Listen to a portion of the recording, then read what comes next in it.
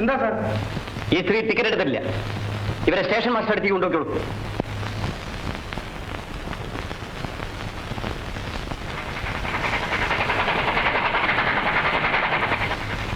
കണ്ടിട്ട് വിദ്യാഭ്യാസം ഉള്ളതുപോലെയൊക്കെ തോന്നുന്നല്ലോ. ഈ തീവണ്ടി എന്ന് പറയുന്നതേ ധർമ്മവണ്ടിയൊന്നും അല്ല. ടിക്കറ്റ് എടുത്ത് യാത്ര ചെയ്യണം. ഞാൻ ടിക്കറ്റ് എടുത്ത് തന്നെയാണ് യാത്ര ചെയ്തത്. ട്രെയിനിൽ വെച്ച് എന്റെ പെട്ടിയും ബാഗും ഒക്കെ മോഷണം പോയി. ഇതിവിടെ സാധാരണ കേൾക്കാറുള്ള പഴഞ്ചൻ പാട്ട്. പുതിയത് വല്ലതും ഉണ്ടെങ്കിൽ പാട്. സ്റ്റേഷൻ മാസ്റ്റർ വീട്ടിലാ. മകളുടെ കുട്ടിക്ക് സുഖമില്ല. തിരിച്ചു വരുമ്പോ കാണാം. അതുവരെ മുറിയിൽ നിന്ന് വിശ്രമിക്കും. നമുക്ക്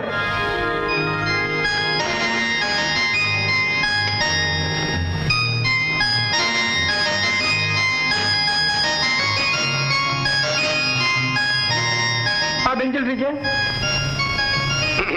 പണിക്കര് പോയി സ്റ്റേഷൻ മാസ്റ്റർ വിളിച്ചോണ്ട് ഞാൻ വിട്ടിക്കാം. അത് വേണ്ട, ഒരുമിച്ച് പോയാ മതി. ഒരുമിച്ച് പോയാൽ പുള്ളി കടന്നു കളഞ്ഞാലോ? മാത്രവുമല്ല, എവിടുന്ന് വരുന്നു, എന്താണ് സംഭവം എന്നൊക്കെ അറിയണ്ടേ? അതൊക്കെ ചോദിക്കേണ്ട സമയത്ത് ചോദിക്കേണ്ട പോലെ ചോദിച്ചാൽ മതി. പറഞ്ഞോ. നിങ്ങൾ രണ്ടുപേരും പോയാൽ നിങ്ങൾ ഒറ്റയ്ക്കിരിക്കണം. എനിക്ക് ഈ നാട്ടിൽ ഒരു പരിചയമില്ല. ഓഹോ, അതുകൊണ്ട് ഇപ്പൊ കുറുപ്പിനെ കാവൽ വേണമെന്നായിരിക്കും. പോലീസ് കാവൽ വേണമെങ്കിലേ നേരത്തെ പടിയെത്തി രസീത് വാങ്ങിക്കണം. കള്ളവണ്ടി കയറി വന്നതും പോരാ, ഇപ്പൊ പോലീസ് കാവൽ വേണമെന്നോ?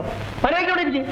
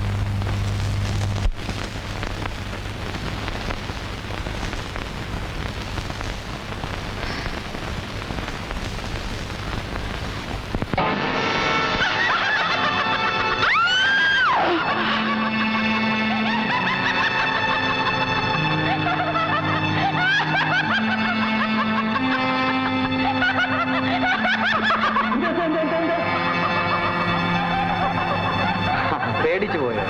അത് സ്റ്റേഷൻ മാസ്റ്ററുടെ മോളാണ് സന്ധ്യ. എന്തുമായിട്ട് എന്താകൃതം? ഇപ്പോഴും നല്ല ഉച്ചയാ. വട്ടായിപ്പോയി. ഒരുത്തനെ പ്രേമിച്ചതിന് കിട്ടിയ സമ്മാനം. എന്നെ വല്ല ഉപദ്രവം ചെയ്യുമെന്നാണ് എനിക്ക് പേടി.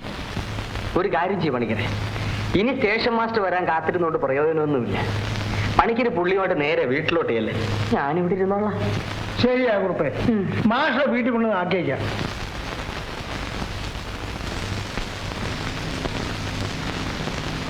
സാർ, എന്താ പണിക്കര്? കഴിഞ്ഞ വണ്ടിക്ക് ടിക്കറ്റ് ഇല്ലാതെ വന്ന ഒരു യാത്രക്കാരിയാണ്. അതിന് ഇങ്ങോട്ട് കൊണ്ടുവന്ന് എന്തിന്? സ്റ്റേഷനിൽ തന്നെ ഇരുത്തിയാൽ പോരായിരുന്നു. ഈ കുഞ്ഞിന്റെ സ്ത്രീ പണിക്കര് കണ്ടില്ലേ?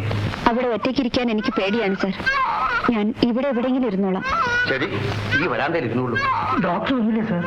എല്ലാം കഷ്ടകാലം എന്ന് പറഞ്ഞാൽ മതിയല്ലോ പണിക്കരെ. ഈ നാട്ടിൽ ആകെ ഒരു ഡോക്ടറാണുള്ളത്. അദ്ദേഹത്തിന് ഇന്നാണ് ഭാര്യ വീട്ടിൽ വിരുന്ന് പോകാൻ തോന്നിയത്.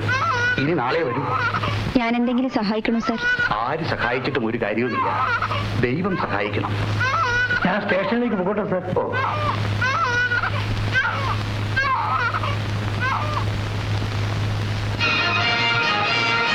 നിങ്ങൾ അവിടെ പോയി ഇരുന്നോളൂ.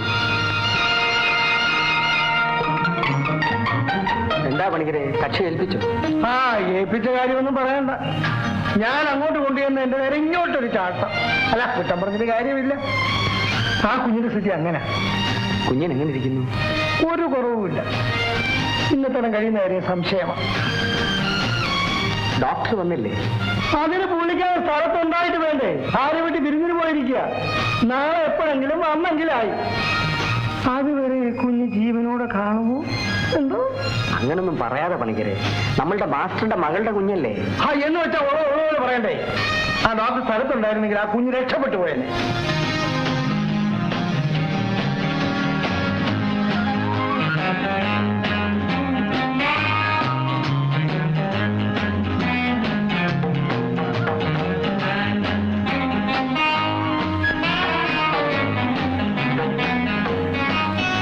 വീടാണോ ഇത്? ഡോക്ടർ, അങ്ങിവിടെ സ്റ്റേഷൻ മാസ്റ്റർ കുഞ്ഞിന് സുഖമില്ലെന്ന് റെയിൽവേ സ്റ്റേഷനിൽ വെച്ച് ആരോ പറഞ്ഞു. ഉടനെ ഇങ്ങോട്ട് പോന്നു. അങ്ങാൻ ഇവിടുത്തെ സ്റ്റേഷൻ മാസ്റ്റർ എന്ന് എനിക്കറിയാൻ പാടില്ലായിരുന്നു. പത്രത്തിൽ ചില വാർത്തകളൊക്കെ. അതേക്കുറിച്ചൊന്നും ഇപ്പൊ സംസാരിക്കാൻ സമയമില്ല. കടലാസും പേനയും എടുക്കൂ.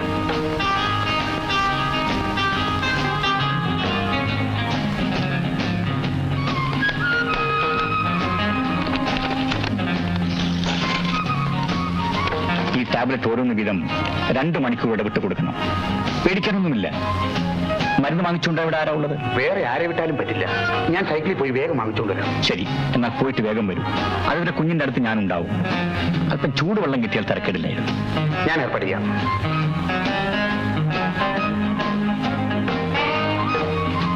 ഒരല്പം വെള്ളം ചൂടാക്കി കൊടുക്കാം. ഞാൻ ഈ മരുന്ന് വാങ്ങിക്കാൻ പോകുന്നതുകൊണ്ടാണ്. അതിനെന്താ, ഞാൻ ചൂടാക്കി കൊടുക്കാമല്ലോ. അതാണ് അടുക്കള.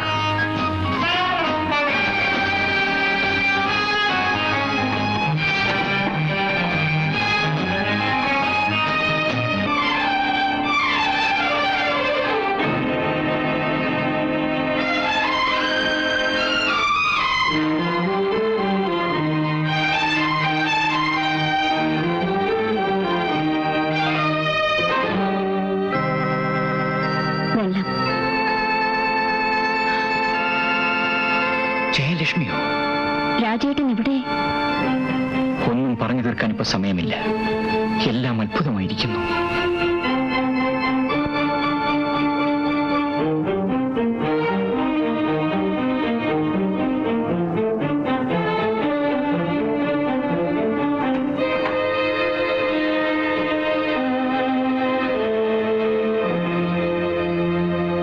മരുന്ന് കിട്ടിയോ? കിട്ടി ഡോക്ടർ.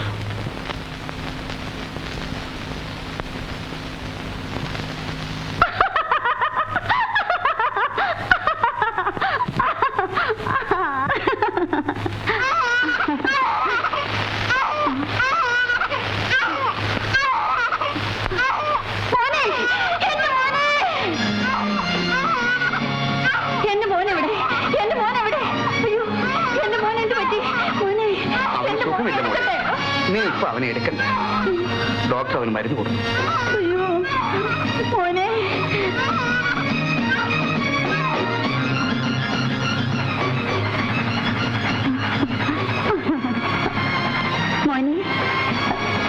മോന്റെ അച്ഛൻ വരുന്നു.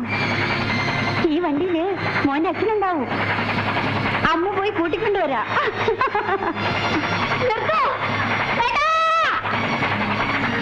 എന്റെ ഒരേ ഒരു മകളാണ് സന്ധ്യ.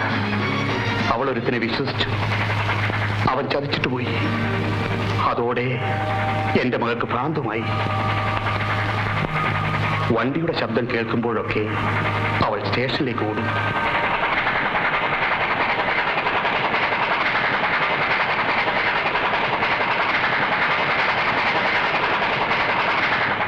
എന്നെങ്കിലും അവൻ തിരിച്ചു വരുമെന്നാണ് അവരുടെ വിശ്വാസം. ആ ഇരിക്കുന്നതാണ് അവന്റെ ഫോട്ടോ.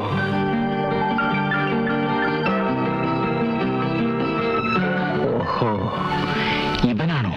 എന്താ ഡോക്ടർ? ഡോക്ടർ ഇവനെ അറിയുമോ? അറിയാം, നല്ലതുപോലെ അറിയാം. എങ്കിൽ ഡോക്ടർ എനിക്കൊരു ഉപകാരം ചെയ്യണം. ഇവനെ എവിടെയെങ്കിലും വെച്ച് കണ്ടാൽ ഇവിടെ വരെ ഒന്ന് പറഞ്ഞു വിടണം. അവനെ കണ്ടു കഴിഞ്ഞാൽ എന്റെ മകളുടെ ഭ്രാന്ത് മാറും. ഇല്ല മാസ്റ്റർ, ഇനി ഇവനെ ഒരിക്കലും കാണാൻ പറ്റൂല. ഇവൻ ഇനി വരില്ല. ഇവൻ മരിച്ചുപോയി. ഡോക്ടർ,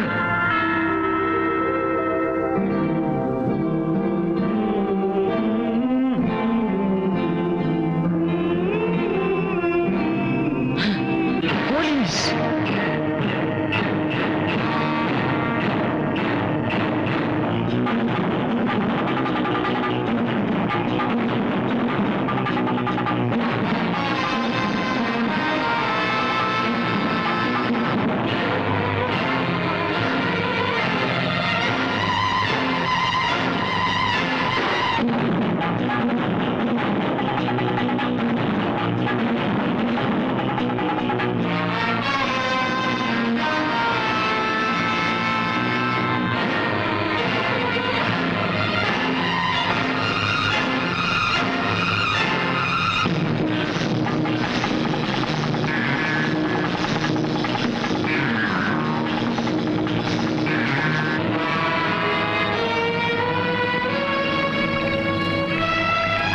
എന്നെ തേടി ഇറങ്ങിയതിനുള്ള സമ്മാനം കിട്ടിയില്ലേ?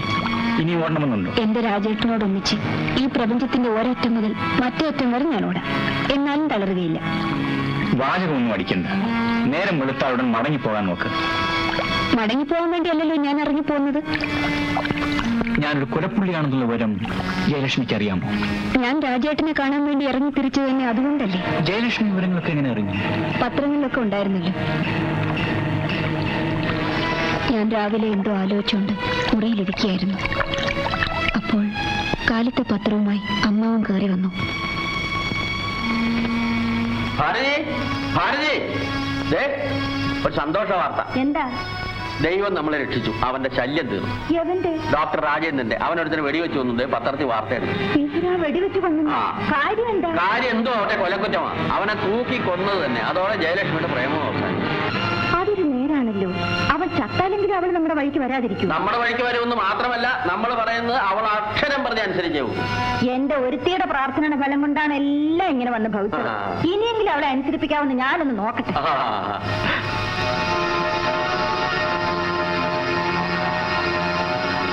മോളെ ജയലക്ഷ്മി, വിവരം വല്ലതും അറിഞ്ഞോ മോളെ?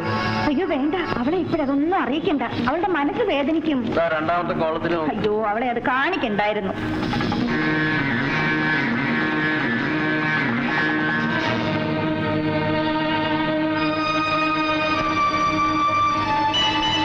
എല്ലാം ദൈവനിശ്ചയമാണെന്ന് കരുതിയാൽ മതി മോളെ. നിങ്ങൾ തമ്മിൽ സ്നേഹമാണെന്ന് കേട്ടപ്പോ ആദ്യം ഞാൻ എതിർത്തു. എന്നാലും മോക്കത് നിർബന്ധമാണെന്ന് അറിഞ്ഞപ്പോ അത് അങ്ങനെ തന്നെ നടന്നോട്ടെന്ന് ഞാൻ മനസ്സിൽ കരുതിയതാ. കണ്ണി ചോരയില്ലാത്ത ദൈവം അതിന് സമ്മതിച്ചില്ല. ഞാൻ ഈ വാർത്ത വിശ്വസിക്കില്ല. ഒരിക്കലും ഒരാളെ കൊല്ലാൻ എന്റെ രാജേട്ടനെ കൊണ്ടാവില്ല. അങ്ങനെയാണെങ്കിൽ പിന്നെ പത്രത്തിൽ വാർത്ത വന്നത് എങ്ങനെയാ? പത്രത്തിൽ വരുന്ന വാർത്തകളൊക്കെ നേരാവണമെന്നില്ലല്ലോ. എനിക്ക് ഉടനെ രാജേട്ടനെ ഒന്ന് കാണണം. ഞാൻ പോയിട്ട് വരാം. നീ എന്തായി പറയുന്ന മോളെ? കൊലക്കുറ്റം ചെയ്ത ആളിനെ കാണാൻ പോകുന്നോ? എവിടെ ചെന്ന് കാണാനാ? ഒന്നുകിൽ ഇപ്പൊ ലോക്കപ്പിലായിരിക്കും, അല്ലെങ്കിൽ ഒളിവിലായിരിക്കും. എവിടെ വെച്ചായാലും എനിക്കിപ്പോ രാജേട്ടനെ കണ്ടേ തീരൂ. ഞാൻ പോയിട്ട് വരാം. അങ്ങനെ പോകാൻ പറ്റില്ല മോളെ. ആളുകൾ ചോദിച്ചാൽ സമാധാനം പറയേണ്ട ഞങ്ങളാ. അതെന്തിനാ നിങ്ങൾ സമാധാനം പറയുന്നത്? ഞാൻ കൊച്ചുകുട്ടിയൊന്നല്ലല്ലോ. മോള് പറയുന്നത് ശരിയാ. മോളുടെ അച്ഛനും അമ്മയും മരിക്കുമ്പോ മോള് കൊച്ചുകുട്ടിയായിരുന്നു. മോളെ വളർത്തി പഠിപ്പിച്ച് ഇതുവരെ ആക്കിയത് ഞങ്ങളാ. എന്നെ വളർത്തിയതും പഠിപ്പിച്ചതൊക്കെ എന്റെ സ്വത്ത് കൊണ്ടാണ്. ഈ ബംഗ്ലാവ് എന്റേതാണ്. അല്ലെന്ന് ഞങ്ങൾ പറഞ്ഞില്ലല്ലോ. മോളുടെ സഹായത്തിന് വേണ്ടി ഞങ്ങളിവിടെ ഇവിടെ താമസിക്കുന്നേ ഉള്ളൂ. മോള് പ്രായപൂർത്തിയാവുന്നവരെ മോളുടെ കാര്യങ്ങൾ അന്വേഷിക്കേണ്ട ആവശ്യമേ ഞങ്ങൾക്കുള്ളൂ. എന്ന് വെച്ച് അമ്മാവനും അനന്തരവളും തമ്മിലുള്ള ബന്ധമില്ലാതാവും. അത് മാത്രമാണോ? ഈ കാണുന്ന സ്വത്ത് മുഴുവൻ അന്യാധീനപ്പെട്ടു പോകാതെ കാത്തു സൂക്ഷിച്ച് നമ്മൾ ഇവിടെ ആരും അല്ലെന്നോ? ആരുമല്ലെന്നൊന്നും ഞാൻ പറഞ്ഞില്ലല്ലോ. നിങ്ങൾ എന്റെ അമ്മാവനും അമ്മാവിയും തന്നെയാണ്. എന്ന് വെച്ച് ഞാൻ ഇഷ്ടപ്പെടുന്ന പുരുഷനെ കാണാൻ പോരെന്ന് പറഞ്ഞാൽ അനുസരിക്കാൻ ബുദ്ധിമുട്ടുണ്ട്. ആ പുരുഷൻ വലിയൊരു ആപത്തിൽപ്പെട്ടിരിക്കുകയല്ലേ? ആപത്തുകാലത്ത് ആശ്വസിപ്പിക്കാൻ ചെല്ലുന്നതല്ലേ അമ്മാവ മനുഷ്യത്വം? അതല്ലേ സ്നേഹം? നിന്റെ മനുഷ്യത്വം സ്നേഹവും ഒക്കെ മനസ്സിൽ വെച്ചോണ്ട് ഇവിടെ അങ്ങ് കഴിഞ്ഞാൽ മതി. ഒരു കൊലപ്പുള്ളിയെ കാണാൻ പോകാനെന്ന് ഞങ്ങൾ സമ്മതിക്കുകയില്ല. അതിന് നിങ്ങളുടെ അനുവാദം എനിക്ക് ആവശ്യമില്ല. അനുവാദം ആവശ്യമില്ലേ? ആര് പറഞ്ഞടി? നീ ഇറങ്ങി പോകുമല്ലേ? ഞാൻ പോകും. നീ അനുസരിപ്പിക്കാമെന്ന് ഞാനും നോക്കാം. കൊലപ്പുള്ളി കാമുകന്റെ അടുത്ത്